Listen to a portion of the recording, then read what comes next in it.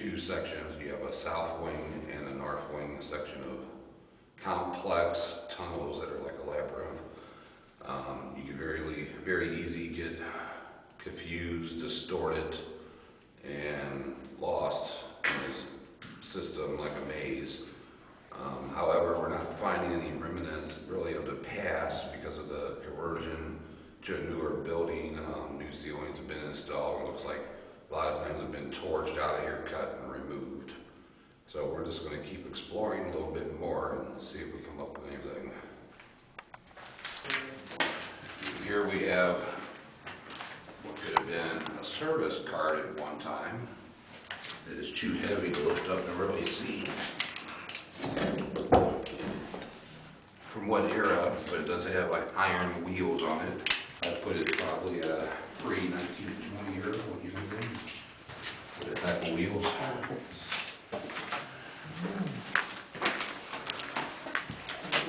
Oh yeah. Yeah, I think. Look at that. Oh yeah. Maybe an 1800 era even. There's little tiny prints right there. Ooh, those are miniature imp prints. There's been rumors of demonic activity in here. The rumors of demonic activity and other activity of intelligent hauntings, residual hauntings, and demonic and portal hauntings.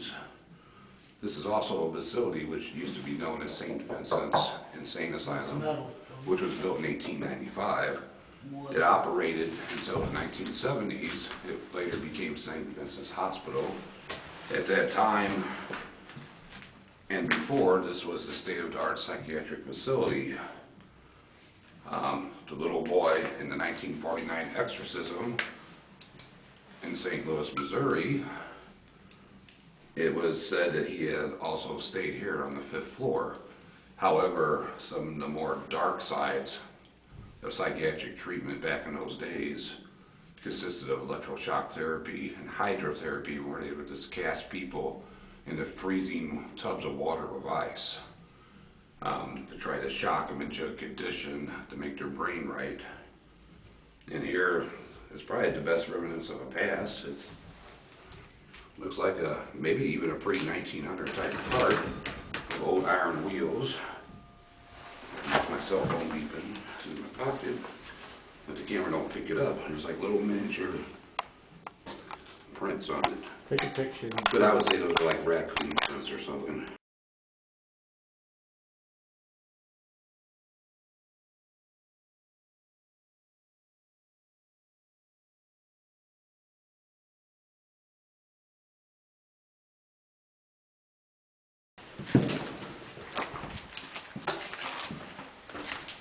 Said to be in the sub-basement below this tunnels that ran for miles underground under the local cemeteries.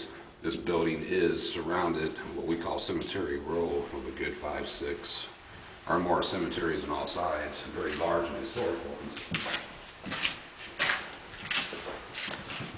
Many of those tunnels have since been collapsed by the counties and the city, as well as being sealed off.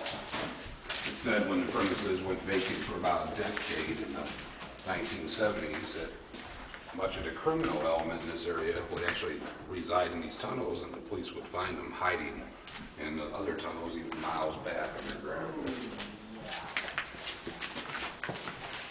They are trying to bring this up again. You're backing that. When I see that backing up, what's that mean? Maybe I see some red eyes down there. Down in the hole, down in the wall. I can see some reddish torn eyes. On the floor or up? See that hole is right down there? Yeah. Right in there. I think I found it. Into the darkness. We have another doorway here. I bet this would be an emergency stairway. Let's see what it goes to.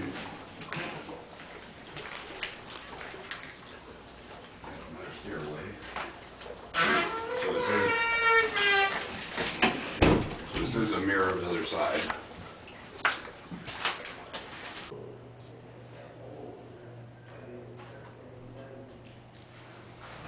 We're on our way. Smells rust and mold. example of possibly the many very small treatment rooms for some of the more severe patients.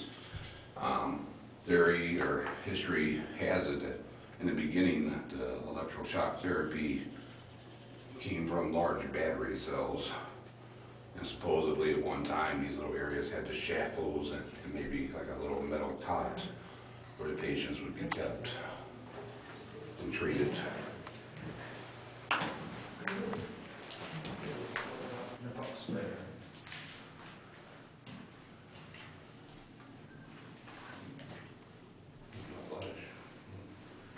It's sucking my flash away.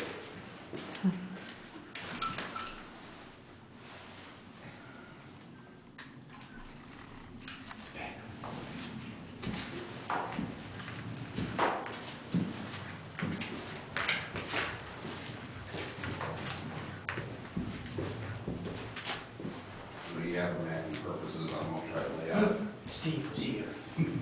a reverse.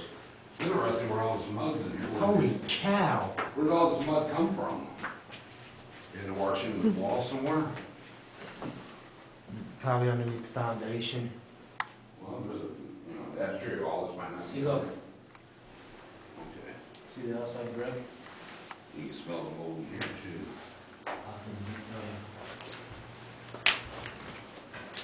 It smells like a cave in here.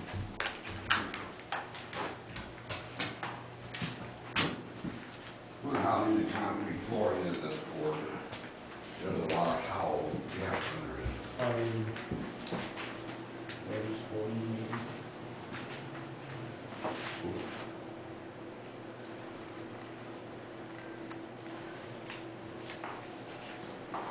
You want to check that picture when you get home?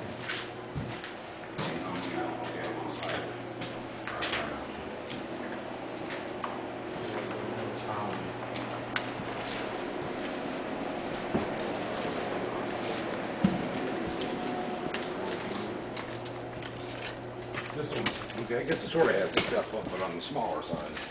Put the step down.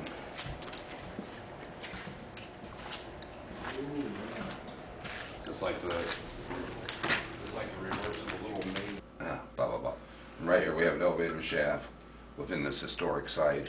It was said in 1949, in the early part of the year, where the exorcist boy was kept here on the 5th floor, that somehow he would sneak out of his locked room and gain access to the 6th floor elevator shaft area and would ride up and down on the elevator screaming obscenities and yelling crazily, which might not be a word, but still good enough.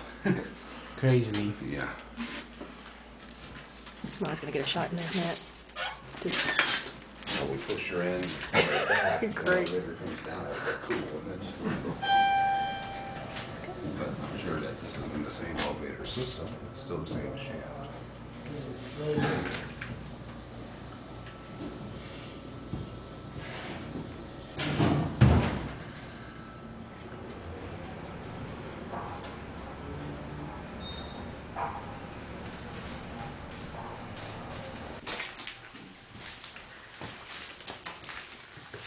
It makes you wonder how many hundreds of people through the years stay down these rooms.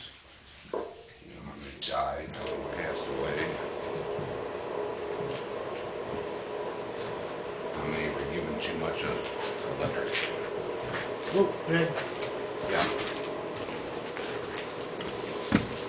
There might be a drink left in it for you. That's a nice look at everything. How many,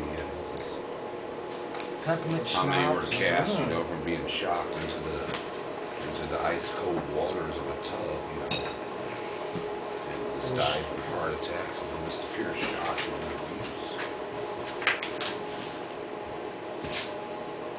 Dead. the Jerry list.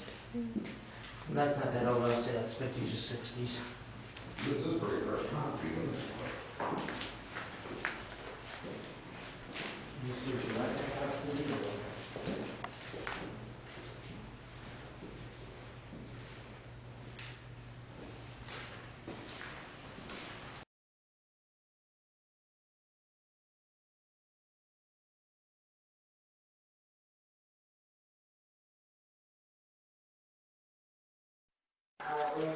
Okay, wait a minute.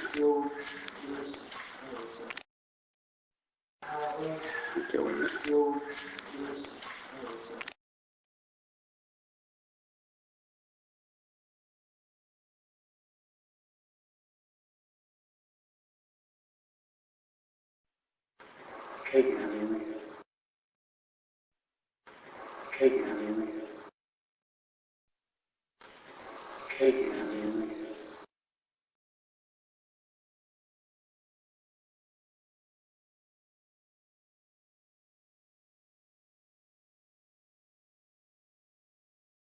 So we'll say, wait from here a little bit. A really old card from like the early 1900s. So we'll say, wait from here a little bit. A really old card.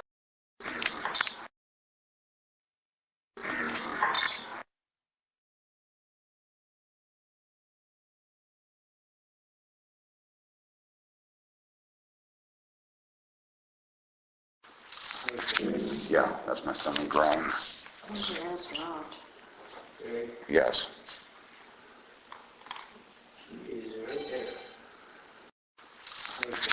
Yeah, that's my son and grand. Yes.